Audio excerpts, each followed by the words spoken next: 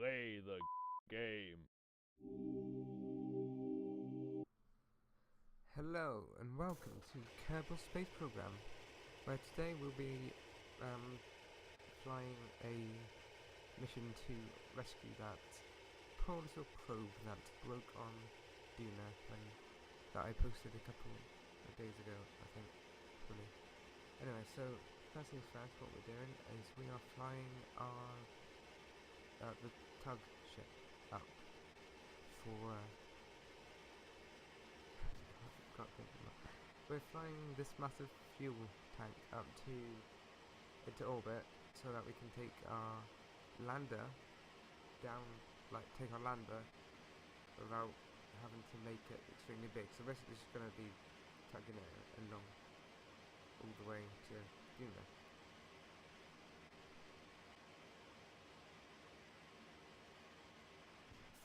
Okay, so this ship is so massive that it's starting to lag the game a little bit.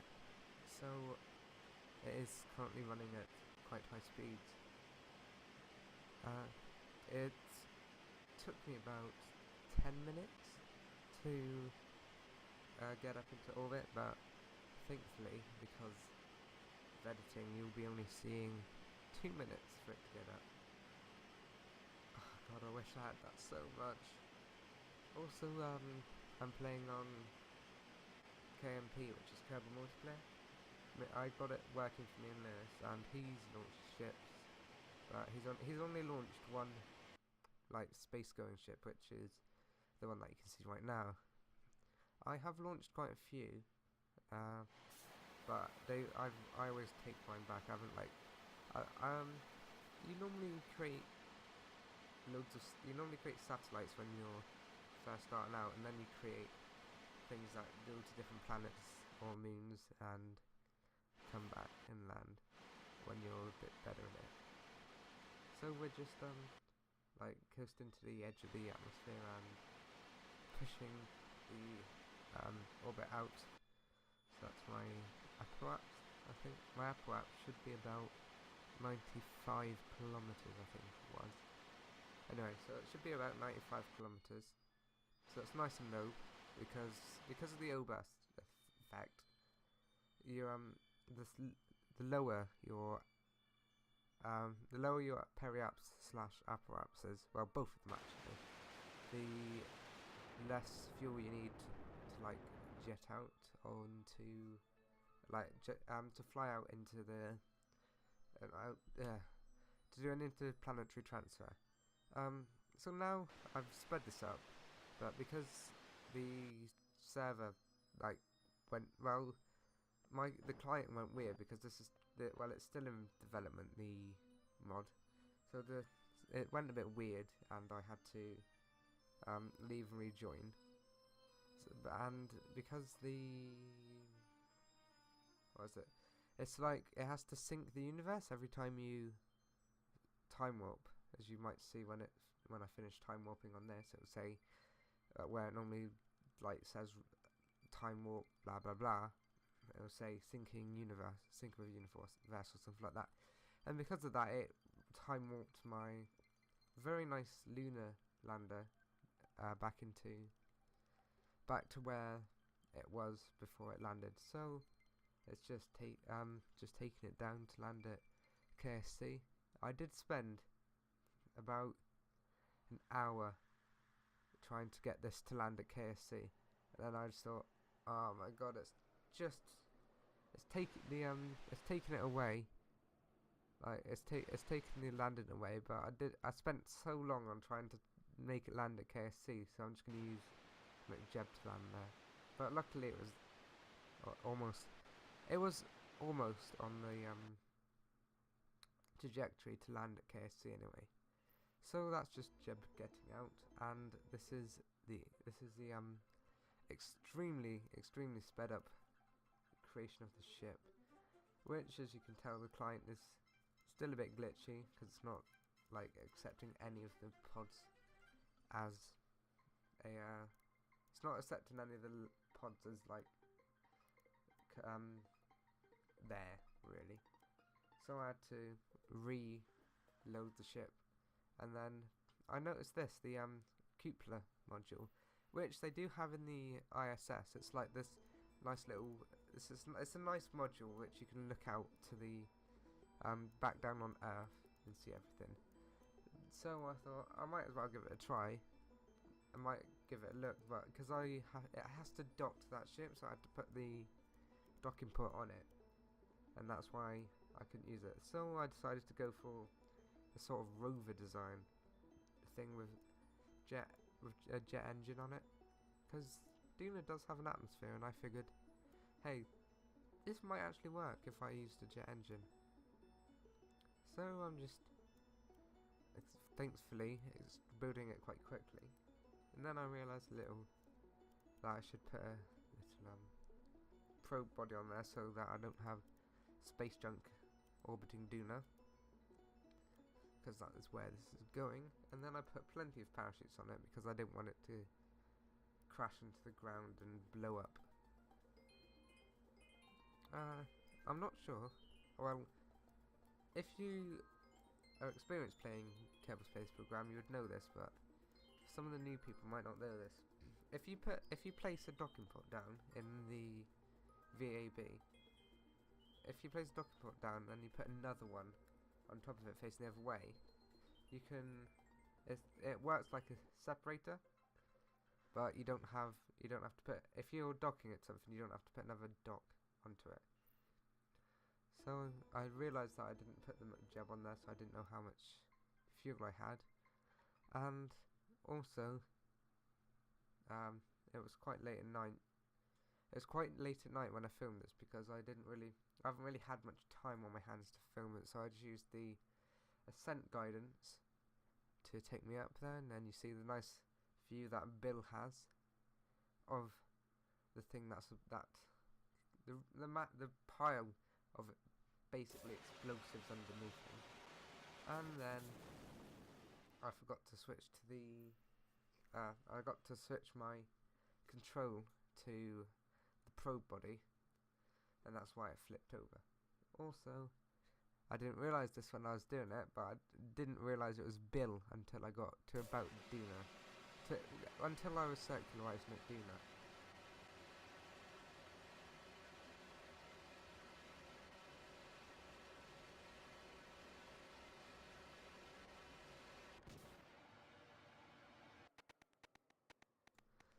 So this launch was going quite a lot better until it started coasting to the edge of atmosphere at, like, I think it was, I didn't really get to see, but I think it was about 18,000 meters, 18,000 meters. But then I realised, I don't think I realised yet, but I set the orbit altitude to 12, not 120, which is why it kept on going wrong. So as you can see, it was 9,000 meters, not 19,000. Sorry about that. But now it's just coasting to the edge of atmosphere again, and then I realised, oh crap, it's not working. So a couple of attempts later, and quite a few near deaths for Jeb. This time it was. Luckily, I did manage to land this, just so you know. No Kerbals were harmed in the making of this. Yet. So, Jeb is on his way down, and then launch another mission, launch it again, and again I forgot to change my control surface. Oh no, this time didn't use the ascent guidance. I tried using Smart ASS, and to make it like point prograde on the kill rotation, and this time the docking kind of like the dock kind of went weird, so I had to restart it.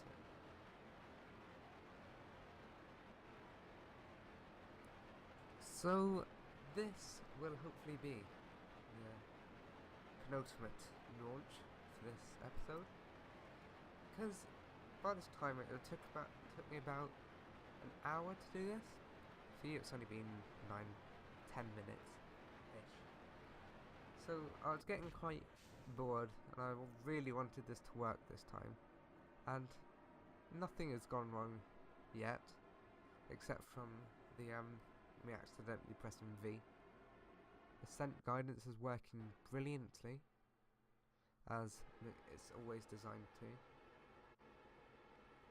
I don't like using the ascent guidance, except when I'm doing stuff like docking, because, well, not using it is quite fun, but when you're docking, you need to have it a perfect equatorial orbit, and that's why I use ascent guidance for when I need to dock. Hopefully, when I'm better in the future, I won't need to, but we can always hope.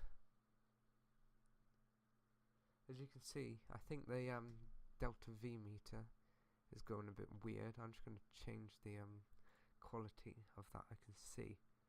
Yeah, it's gone a bit weird so that it's saying I've got negative meters a second, which does not make sense. So we're doing our secularization burn, because I changed the quality of what I can see it at, because I'm doing this in Sony Vegas, which I've never done before. I've never done post commentary actually, so I had to change it to something that I can actually see the writing, and it was running about 2 frames every year, it seems like. So now we're just creating our, fine-tuning the dock orbit, and because that's it's extremely boring, I'm just going to show you the final docking procedure in quite a lot higher speed. As you can see, we're not actually going that fast.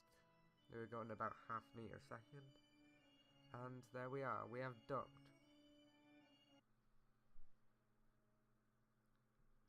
But I realised I didn't have any power for the rover, and the rover needs power to move its wheels. So I created this little little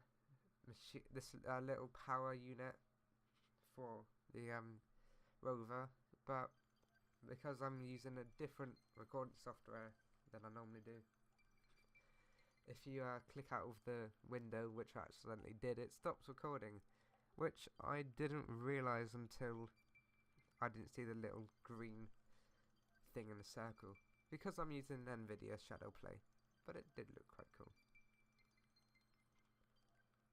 As you can see, the game isn't running full speed. Because Kerbal Space Program, the devs thought we're going to be different than all the other games. They decided, instead of making our game so that if it's like having trouble loading things, then you have to run at slow frames, like low frames a second. It just decides to turn the game clock down, and it's generally not anything to do with the PC, unless you've got terrible processor and graphics, because it's only a 32-bit game, and you can tell when you're running it slow because of the yellow time in the top left corner under the warp. And because this is such a massive ship to try and launch, this is such a massive ship, it's not got much acceleration, so we have done our escape orbit, we have done our escape bends quite a few times now, and I didn't say that because I was talking about how the game works. So we're just trying to push our periaps right out, and that was a bit boring, so I decided to cut that bit out, and we are on our intercept towards Duna, and I accidentally set the view as Kerbin, and I didn't know how to unset it, so the focus is Kerbin, so we can't really see it very well.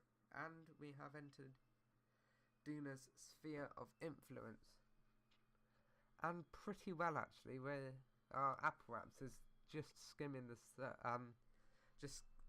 equator, which is really good.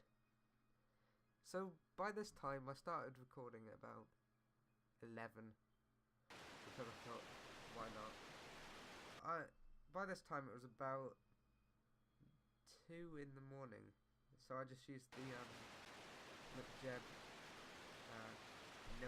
neither node hammer to circle. I could have done this myself, as you've probably already seen it actually, or you will see in future episodes. But it's just 2 o'clock in the morning. I wanted to get this finished so that I could edit and render it, and then upload it now, really.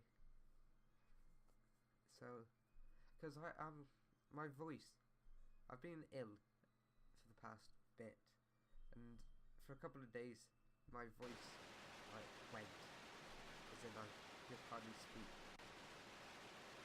So that's why we haven't been uploading, and I thought, oh, I've got all this, I've almost got it done, but and I really wanted it to get out, really wanted to put it up as soon as possible, because we haven't done anything in like a week, no, a couple of weeks actually, maybe even a month. And because I was an idiot and I didn't manage my time warp very well, we got a Ike encounter. Ike is a really, really nice moon. All of the moons in the other celestial bodies are quite nice. Like Gilly's moon, that has like hardly any gravity, so you could just EVA at home if you wanted to, except you wouldn't be able to. You can do Kerbal safely, but other than that you could pretty much EVA at home. And now we're circularising our orbit, so that we have a very nice orbit as well. Then after that I thought, what can I do so that I can make this as easy return as it could? Because what I'm going to do is fire the turbojet to get me up, and then choose monopropellant. That's why later I refilled the monopropellant to the max on the Rover. So I quickly went onto KSP. What was it? KSP wiki to see how high Venus' atmosphere actually went, so that this ship could be skimming on the edge of the atmosphere without aero braking and smashing into the ground, so Bill would never have his way back. And for some reason, McJeb decided to create itself its own another maneuver node to absolutely mess me up. So I have about, let's see, I have easily enough, I think it's about 5 kilometers a second delta V. That's easily enough to get home. Especially that I'm just gonna, when I get back to Kerbal, I'm just gonna repack the parachutes on the Rover and then bring that down. And I don't really care about this massive fuel tank because you don't have funds in KSP, and also it's not manned at all. So I'm time warping towards my peri-apse, that's it. Can't remember what it was. So I was time warping into my peri-apse, and then I was sectorising at my peri-apse. And then I realised, oh look, there's this little information button, which meant if I actually read that, I wouldn't have had to look on KSP wiki. But never mind.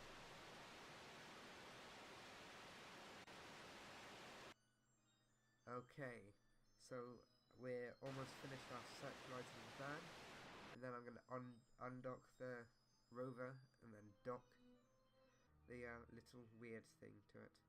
And of course, because I had Smart ASS on it, it wanted to wiggle itself around to prograde because it's weird like that. And I was like, oh my god, what's happening? Why is it doing this? Also, the wobbling is a lot more pronounced. So it's like so much higher time warp. Like, I've sped this up, and now we're back to normal time warp. So I'm using the Smart AS. I can never pronounce this. The Smart ASS to keep to like stop any roll or rotation of the rescue rover, as I've named it. And so that this will be the really easy dock. So I'm flying to flying to docking pretty quickly.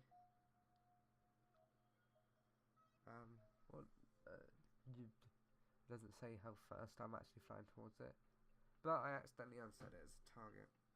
So it's just flying its way over to it, and then we are going to use a tiny amount of monopropellant to bring us back down, because we have set this in such a low orbit.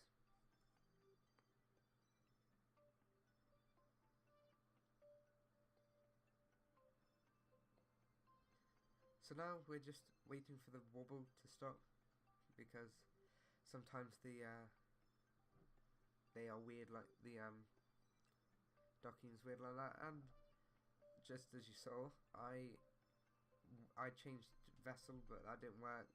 I changed it again and it's not really working, so I'm trying to edit it a little bit and trying to push out any of the wobbling by myself. My computer has just gone really weird, and why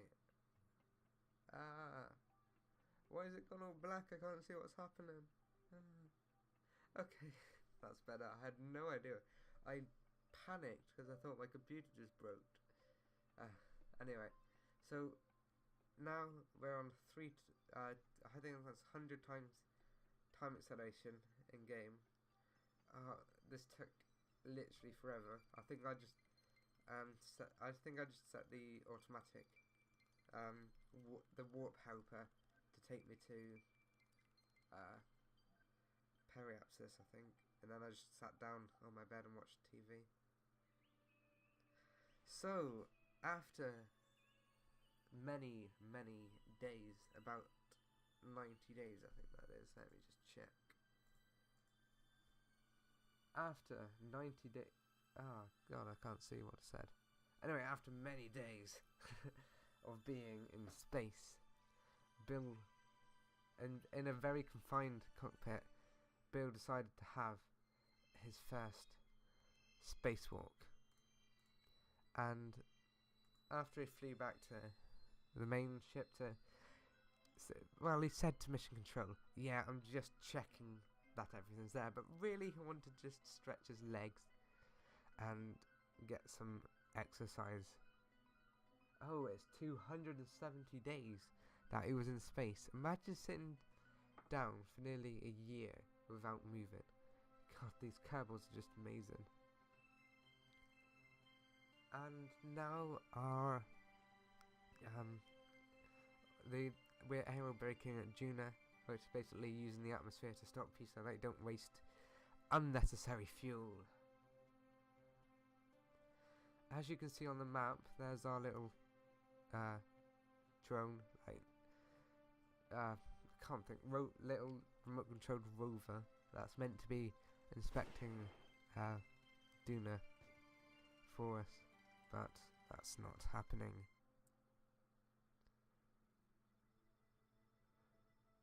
Now I'm really starting to panic because the turbojet engine is not firing, and this game is a bit weird with physics, so it doesn't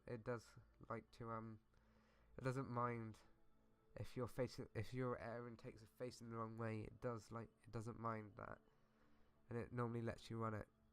So after panicking a little bit and just reinforcing what I said there, trying to face prograde just to see if it was being weird, but any other planet with an I think it was Tylo, Jules Moon was one of the first things I actually flew to, which I used the turbojet engine on, and that worked. But I think that it is a I think that's got an oxygenated environment, whereas Duna doesn't.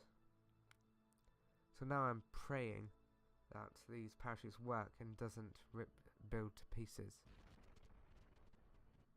But they did, and here's a very slow motion version of it. 'tis a bit laggy.